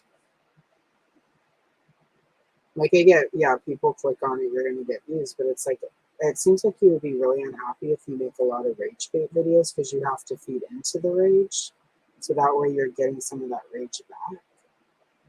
And it just to me seems really like it would be just a miserable existence. So I don't know if that's what it takes to succeed on YouTube. Maybe I will never succeed because I can't imagine sort of doing that kind of content. And I say that in a year, like I'll have, you know, I'll end up doing it without realizing that's what's happening. So, but I don't know. I don't get sort of the rage of it. And there are a lot of people who lean into that. I've seen a lot of creator, and this isn't just ToyTube. This is all over YouTube. I've seen a lot of sort of creators who will go out and like sort of like steal content and just because it's going to get them views, and it's really weird to me. Like the nature of YouTube is people are all, like, especially if you're a channel that has to chase clicks and you have to have like views or whatever, so that, I think for channels that make revenue, like ad dollars, it's a much bigger pressure. And I see this a lot in true crime where people are like, "Oh, you stole this video from so and so," and it's like, well, no, like there are only so many true crime stories. Despite the fact it feels like a lot more, and the same ones are going to interest people. So a lot of people are going to do the same topic. There's just no way to avoid that. Um, I've got a couple of videos that are on hold because somebody has done a video on that topic. And I'll do it eventually. It's just there's no point in doing it right now while somebody else has got content out there that is that same topic. Um, I might benefit from the algorithm push because people are watching that video, but at the same time, like, I don't know, it just seems like it would get lost. And I wanted anything I do, I wanted to have enough of an opportunity to succeed. Um, and it just gives me more time to work on it. But I don't know, it gets weird whenever. And I have seen cases where it's literally, it looks like somebody. There are a lot of AI channels popping up right now, especially in true crime, where it's somebody literally went and ripped off a transcript from a channel on a video that did really well, put it through AI voice, AI generated backgrounds, and like it's getting a lot of views, but it's like it's not very good, but it's also obviously stolen from somebody. And I can usually tell who it is because I watch a lot of true crime. Probably shouldn't. But I watch a lot of it, and I'll watch a video from two or three creators that I like, and then less than a week later, one of these AI channels will pop up, and it's almost the exact same story, just through AI chat GPT stuff, and it's really sort of weird to me. I mean, obviously, I click off as soon as I realize what it is. But based on the views, there are people who aren't getting what's happening or they don't care, which to me is weird. I don't really, those robot voices in the AI videos are weird to me. I do not find them pleasing to listen to. So no, it's hard whenever somebody's like, oh, AI.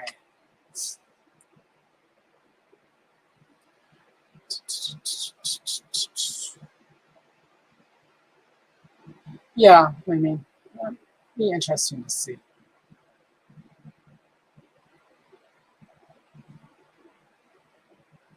There is that, right? Yeah, there's so much that we're gonna have to get tested, and like you got to get people to look at it, and exactly. Yeah, I don't consider toys an investment at all. People are often like, oh, you could sell all of this and make money. I'm like, not with the current market, and that's not why I bought it. But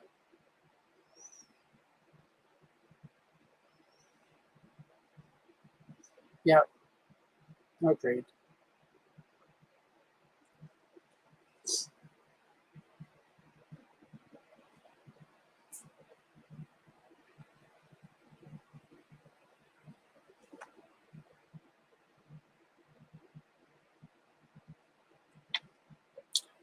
With this one though, it's not the design you voted for. I think this is where Mattel wasn't clear when they did those designs because the designs were just concepts. So that wasn't and they said somewhere in the fine print, but they didn't make it clear. Um, I voted for the design, but I didn't I was voting for the idea of it because I thought that design was lacking. Like the back half of it was just kind of lazy. It almost to me looks like they threw that together thinking nobody was going to vote for it, but wanted to have it up there. And you know, I prefer the actual design we're going to get. Um, as soon as I saw they weren't going to directly adapt, and this from the concept art they gave us, it was not a direct adaptation of Axel's original concept, which was basically just the original treehouse design he made from Vintage Concepts. When I saw that they were doing something more, I was just like, well, I hope we get a better looking playset because the back half of this looks very thrown together and very lackluster. So I voted hoping it would show up better, and I'm happy with this. This design to me is much cooler and much. It's sort of where what a Mochi playset would have looked like in 1988, based on the sculpting. Because I've heard, and this is an argument I've heard, like it doesn't look like Mochi, but as a kid, I didn't think Eternia it looked way too over sculpted to me. And now Eternia is just Eternia, but that lion had much better than most sculpting on Masters of the Universe playsets up until that time. So, you know, they're just trying to keep it sort of updated and modern. But that's also probably what a Powers of Grayskull 1988 Snake Slayer playset would have looked like if they had designed a snake layer. And so, I don't know. It'll be interesting to see how it pans out. I mean, hopefully the price point is at $300 because that'll be easier for me to justify and make happen. But also, it would be cool if there's some nice add-ons. I'm hoping for Shirella or whatever. See, I didn't. I didn't vote. I voted Snake Layer was my number one vote, and then after that, I voted for the fright. I guess the fright tower, is that what they were called? Like the big fright zone, the giant one. Those were my two. I didn't want the attack track because it's basically a toaster on wheels. I didn't want. I mean, the slime pit is small enough, and the original fright zone are both. There are no reasons they couldn't do those at retail, or even through like a store exclusive, like through Amazon. Those both could be designed, and retail for $100 or less. So neither of those to me, like for me, crowdsource things need to be a bigger ticket item. It's, I have heard the argument, well, I voted for it thinking it would be $80 to $90, but there's no crowdsourced toy that's ever going to be $80 to $90. If they can get it in at that price point, it will be a retailer exclusive. And so, and it's possible they upscaled the snake layer specifically because it's going to be a crowdfund. And they're just not going to do 100. I can't see any company. I mean, I don't even think HasLab has done any 150 crowdfunds. I could be wrong. I don't follow HasLab as closely because I'm not that sort of into modern Joe stuff. I cherry pick all of the classifieds, but it just in general, if it's crowdfund, it's going to be 200 or more, just because of anything that they could get in under that, they could get a retailer to pick up. And honestly, it doesn't seem like retailers are taking the same chances, with higher price points anymore. So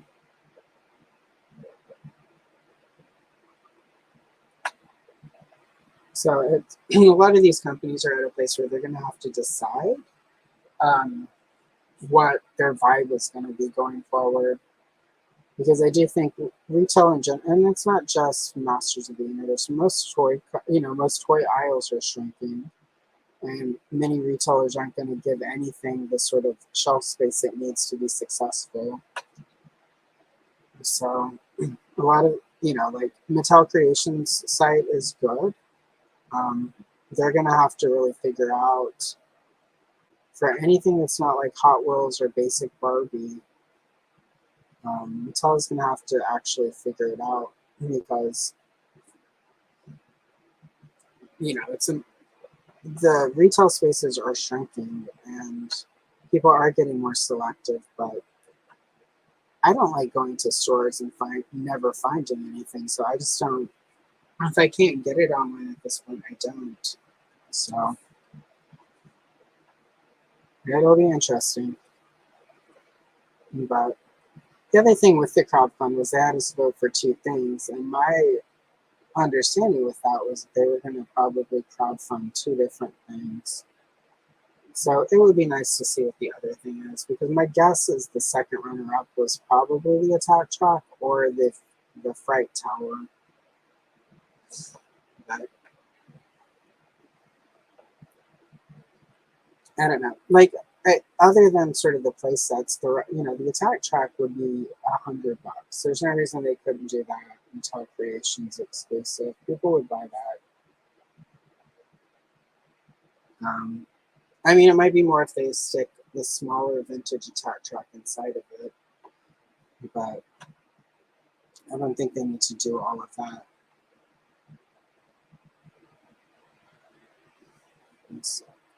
Oh wow, it's almost 2 hours. So I'm obviously not going to finish this on stream, um, but I will keep working on it. I mean, until the end of the stream, but I will keep working on it after stream and then post it on Instagram. So I will finish this today. I probably could have finished the Supergirl page if I had done that, but I don't know. This was fun. I wanted to do a fun page and not the Supergirl page that would have been done pretty quick. I'll probably still do that one as a short or some such. I've got a couple Supergirl shorts that won't land this week actually, so there is more Supergirl content for those who want it. It's actually purple actually kind of does blend with the orange. Nice.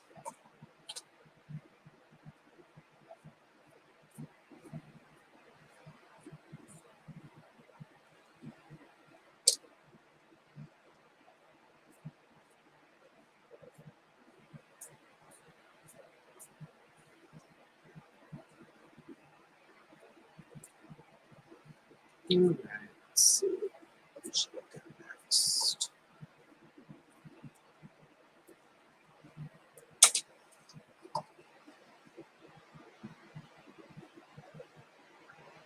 I'm just I'm just gonna sort of bring the purple down in here.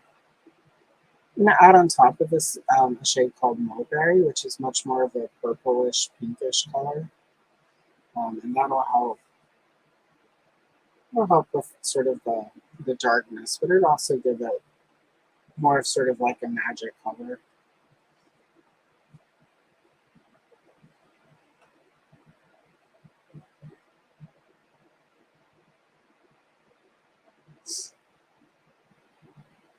I'm going to use this over here on Nigel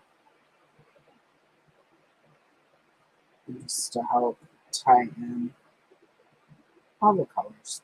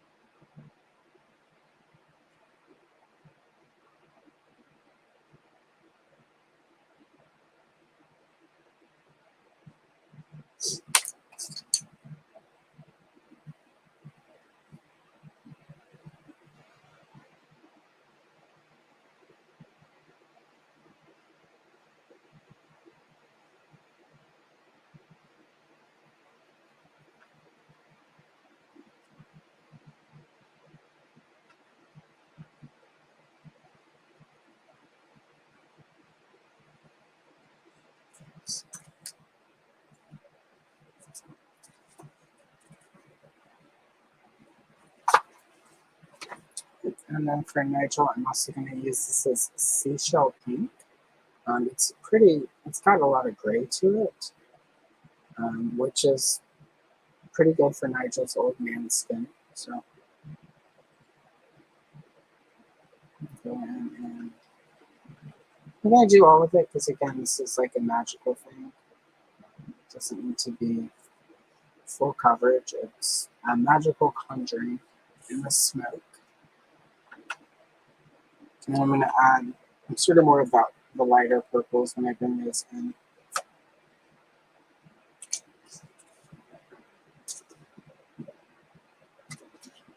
And time for the mulberry. So I'm just going to start it around the hands.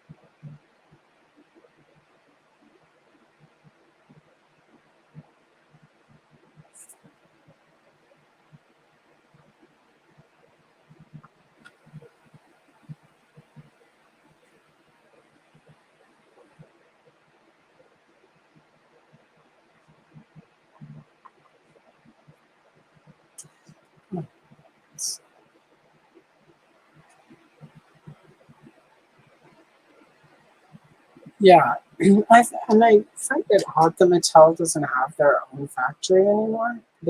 I believe they used to, and for some reason they don't. But Mattel's been all over the place, so nice.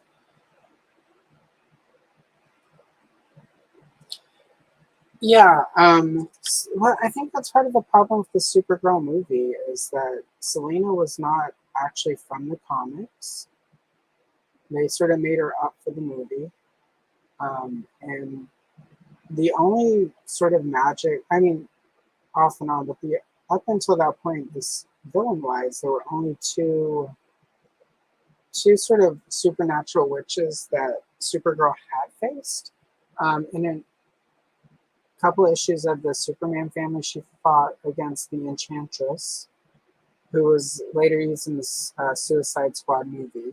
But it was a little bit different. She was originally the Enchantress was a hero, and then at some point they turned her into a villain. Um, and that in that mode, she fought Supergirl because she was trying to change the rotation of the moon for some reason for magic, and Supergirl had to stop her.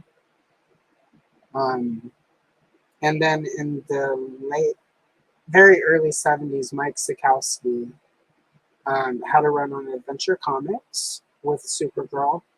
And he was the same one who helped Denny O'Neil do Wonder Woman when Wonder Woman went Maud. She lost her powers and became Maud.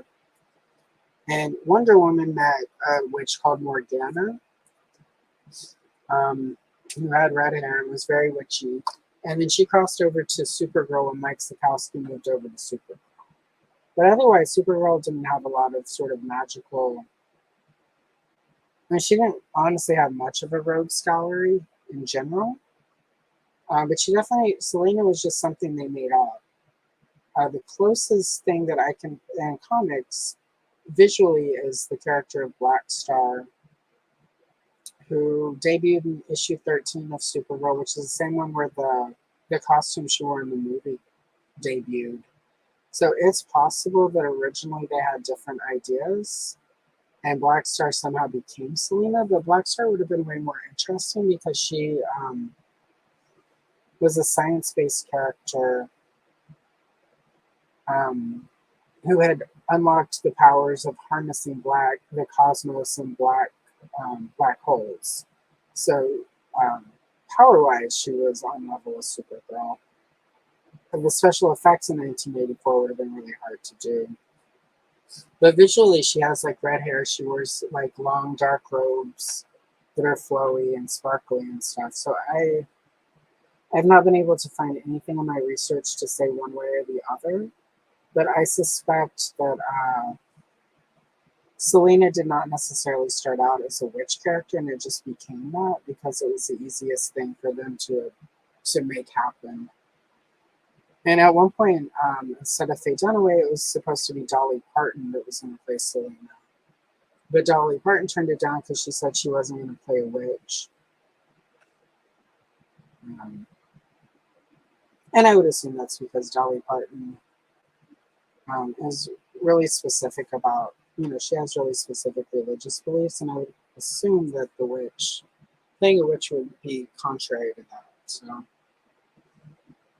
yeah, in my opinion, that's another reason the Supergirl movie probably didn't do as well, is because for people who were fans of Supergirl, most of her supporting cast was not in the movie, and the villain was not a Supergirl villain. I mean, she didn't have a lot to pick from, but you could have really easily. I mean, worst case scenario, you pick the Enchantress and have almost the same story. So, a lot of curious choices. But also the Superman movie was kind of like that, because originally Superman 3 was supposed to be Brainiac, and then they sort of didn't do Brainiac. They brought in Richard Pryor. So, overall, and then of course we got, what was his name, Nuclear Man? Good. Crimes are good. Yeah, I do as well. It's fun because I am trying to get a villain. I haven't done a villain obscura video in almost a year, and Selena's been on my list to do because she's so, like a bunch of the stuff I just talked about is part of the video. If I can finish it, but in general, like Supergirl, they did this to Wonder Woman a lot, where they're like, she doesn't have a very good rogues gallery. And that's not the case. The problem is, and it's true with Wonder Woman as well, but with Supergirl, what would happen is she would get, nobody sort of wanted. It wasn't a huge selling comic, so you don't make a lot of money in comics if it's not a bestseller. So it's hard to get good writers and good artists on some books, and Supergirl is kind of one of those. But what would happen is you get a new writer, and the new writer would come along and decide, oh, well, I'm going to, like, we're going to get rid of her supporting cast. We're going to give her an all new supporting cast. We're going to do all new villains, and then not work with what was already there. So then what happens is every time a new writer comes along, you get all new villains. So there's no time for really any villain to take off. And this is a big part why Wonder Woman, it's like the Cheetah and Dr. Psycho and a couple other Golden Age villains are sort of known, but for the most part, people are like, oh, she doesn't have a good rogues gallery, but it's just every time she would get a new writer in the 70s and 80s, instead of working with what was already there, they would start creating new characters. This even happened for Wonder Woman. I believe it's Greg Rucka, I believe is his name, when he took over at like issue 200 or whatever back in the early 2000s. He completely got rid of the entire supporting cast, and he went and created brand new ones, and all of a sudden she has a new arch enemy named Veronica Cale, who is like Lex Luthor but a woman, and he did end up bringing back some of her other villains, but it was all like sort of tied into Veronica Cale's evil plot, and it's just like instead of creating a bunch of new characters, she has so many characters that are unused that you could have built up. And Supergirl had that a lot too, where it's like instead of coming in and working with what was already there, people just came in and made everything new because, like, I guess you got to put your stamp on it. I kind of get it, but at the same time, it doesn't pay off for characters long term if you're constantly constantly changing their supporting cast, their villains. Supergirl was a high school student slash, then she became a college student. And then for a while, she was a student advisor. She worked as a TV reporter for a while. For a while, she was an actress on a soap opera. And then they sent her back to college around the time they were prepping for the movie. And to me, Supergirl works best, I think, as a college student. And I think she's a character that, for me, the stories I liked the best with Supergirl as a kid, and even when I reread them, are the ones where she's in college, trying to figure it all out. It's that just always seemed way more relatable than I did like the Peter David Supergirl, but that's like Matrix Supergirl is not quite the same. So she for me was always a different character, but I liked those. But that again, she was a college student in those, I think. So anyway, all right. So we are actually at the 2 hour point. But let me check in. He does. It's weird though because as lame as they are, they've done a really good job of building up his rogues gallery. So he's got a lot of lame characters that he fights, but they've been used really well. So it's like a lot of them, if you look at them on a surface level, it's like very lame, but they actually like have been well. I mean, yeah, just like they're really well used. Like he's got some of the lamest villains, yet some of those comic stories are really good. So go figure. Yeah, I think is it Steve? Was his name Steve Orlando? There was a guy who wrote Supergirl, Wonder Woman just a year or two ago, and he brought back a lot of her old villains and was trying to rework them. And like, but it didn't land for me, but I really appreciated his attempt to bring back what was there. I wish somebody would do that with Supergirl. He does. Batman in general has the best. Um, if I ever get to write comics, I want to write Wonder Woman and Supergirl, and all of a sudden characters nobody has seen for 30 years will be getting revamped. So, all right, we are at 2 hours, and my phone just said it's about to die. So I am going to wrap this up. Obviously, it's not finished, but it's actually a lot closer than it looks. I'm going to pick at this over lunch, and then later, when it's finished, it'll be on Instagram. So anyway, tomorrow the flip through of the Supergirl coloring book flip through goes live, and there's actually a full Supergirl page that I color at the end of that. So, and then Tuesday, Wednesday, and Thursday. Yeah, Tuesday, Wednesday, Thursday, there will be shorts from the Supergirl coloring book. And they all have Supergirl in them. So this is sort of my one indulgence of she's just a little bit over there. And none of the others have the witch in it. So there's one of her using superpower, one of her beating some dudes up, and the other is her fighting electricity or some such. I forget what the actual is. But anyway, that's all going live this week. So thank you for hanging out. I will see you guys in the next one.